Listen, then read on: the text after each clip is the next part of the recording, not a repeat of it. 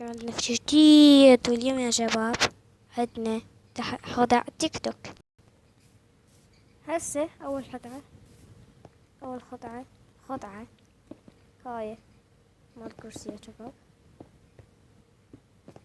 فإذا تشوفون هالشي تسوون إهيج، تحطون هذا الإهيج، تحطون لا تحطون هاي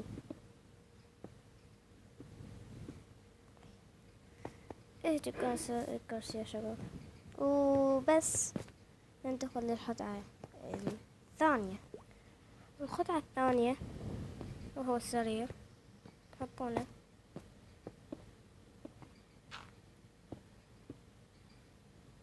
يا شباب، تكسرون هاي، تندشون هنا، تسوون دك ويش منظر هيك، يعني شلون أقول لكم، يعني مثلا منظر حلو. تقدر تحط حموتين، هذا شوف، هذا حط هذا، يصير منظر حلو يعني. تقدر تسوي هيش. شوف يا شباب شلون يصير حلو. حلو كلش يعني. تقدر من هذا الشي تلقى سريرك هاي منه. وإذا تريد تجيب، انتظر، وين اعتقد هذا. شو باي لون تريده على لون فراشك تحطه، اي تحطه هنا. بس تريد تنام يا شباب كأنك انت متخطي.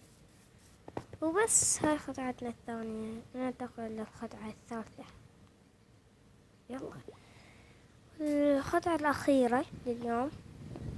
شوفون هذا تحطونه إهيش، يعني شوفون هذا تحطونه إهيش. شوفون هذا واحدة ثانية تجيبونه إهيش. لا تحطونه إهيش. ثالثة تحطونه يا شباب كأنه، يعني شلون أقولكم، ما أدري المهم.